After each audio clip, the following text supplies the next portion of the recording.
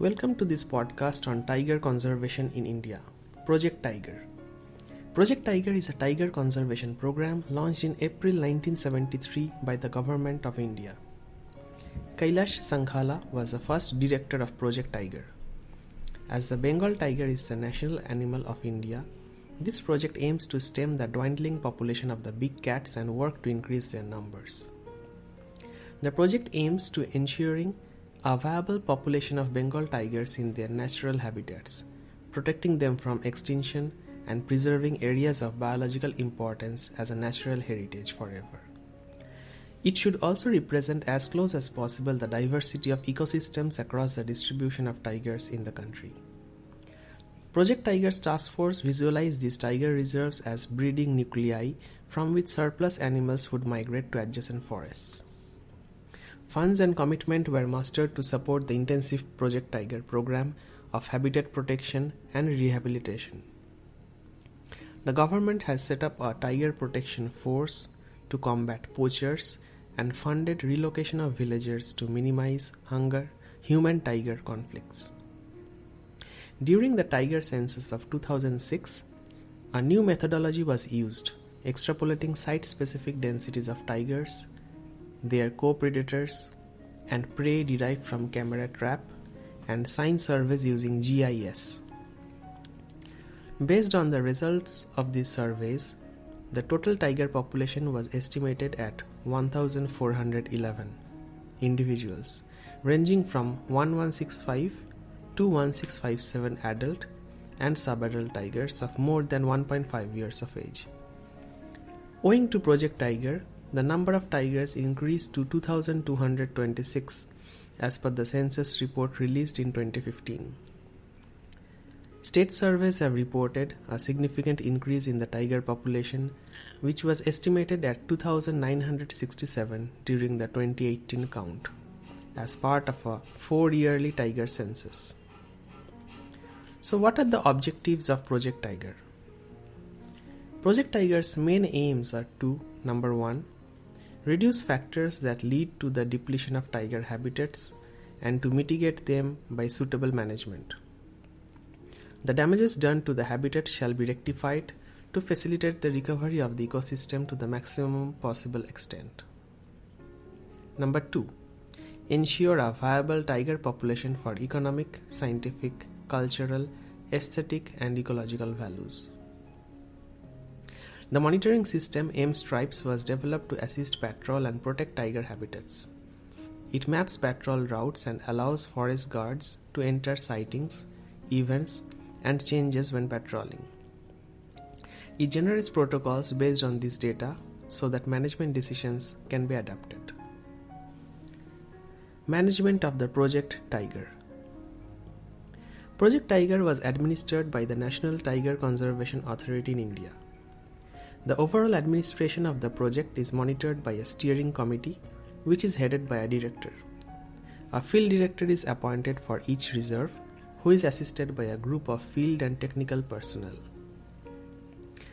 Shivalik Terai Conservation Unit, Northeast Conservation Unit, Sundarbans Conservation Unit, Western Ghats Conservation Unit, Eastern Ghats Conservation Unit, Central India Conservation Unit, Sadiska Conservation Unit, Kaziranga Conservation Unit.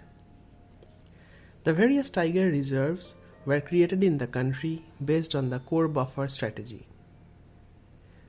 So what do we mean by core area? Core areas are free of all human activities. It has the legal status of a national park or wildlife sanctuary. It is kept free from biotic disturbances and forestry operations like collection of minor forest produce, grazing, and other human disturbances are not allowed within. Buffer areas. The buffer areas are subjected to conservation-oriented land use. They comprise forest and non-forest land. It is a multi-purpose use area with twin objectives of providing habitat supplement to spillover population of wild animals from core conservation unit and to provide site-specific co-developmental inputs to surrounding villages for relieving their impact on core area. The important thrust areas for the plan period are: number 1, stepped up protection networking surveillance. Number 2, voluntary relocation of people from core or critical tiger habitat to provide inviolate space for tiger. Number 3, use of information technology in wildlife crime prevention. Number 4, addressing human-wildlife conflicts. Number 5, capacity building of frontier personnel. Number 6, developing a national repository of camera-trapped tiger photographs with IDs. Number 7, strengthening the regional offices of the NTCA.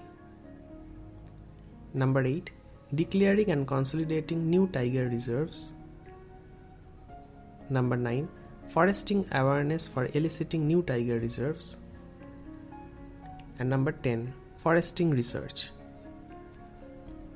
For each tiger reserve, management plans were drawn up based on the following principles. Number 1, elimination of all forms of human exploitation and biotic disturbance from the core area and rationalization of activities in the buffer zone. Number 2, restricting the habitat management only to repair the damages done to the ecosystem by human and other interference so as to facilitate recovery of the ecosystem to its natural state. And number 3, monitoring the faunal and floral changes over time and carrying out research about wildlife. By the late 1980s, the initial 9 reserves covering an area of 9,115 square kilometers had been increased to 15 reserves covering an area of 24,700 square kilometers. More than 1,100 tigers were estimated to inhabit the reserves by 1984. By 1997, 23 tiger reserves in India encompassed an area of 33,000 square kilometers. But the fate of tiger habitat outside the preserves was precarious due to pressure on habitat, incessant poaching, and large-scale development projects such as dams, industry, and mines. Wireless communication systems and outstation patrol camps have been developed within the tiger reserves, due to which poaching has declined considerably. Fire protection is effectively done by suitable preventive and control measures. Voluntary village relocation has been done in many reserves, especially from the core area. Livestock grazing has been controlled to a great extent in the tiger reserves. Various compensatory developmental works have improved the water regime and the ground and field level vegetation, thereby increasing the animal density. Research data pertaining to vegetation changes are also available from many reserves. Future plans include use of advanced information and communication technology in wildlife protection and crime management in tiger reserves, GIS-based digitized database development and devising a new tiger habitat and population evaluation system. There are some controversies and problems around Project Tiger as well. Project Tiger's efforts were hampered by poaching as well as debacles and irregularities in Sariska and Namdapha, both of which were reported extensively in the Indian media. The Forest Rights Act passed by the Indian government in 2006 recognizes the rights of some forest-dwelling communities in forest areas. This has led to controversy over implications of such recognition for tiger conservation.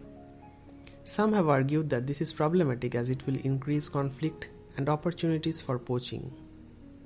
Some also assert that tigers and humans cannot coexist. Others argue that this is a limited perspective that overlooks the reality of human-tiger coexistence and the abuse of power by authorities, evicting local people and making them pariahs in their own traditional lands rather than allowing them a proper role in decision-making in the tiger crisis. The latter position was supported by the Government of India's Tiger Task Force and is also taken by some forest dwellers organizations. Thank you very much for listening to this podcast on tiger conservation in India.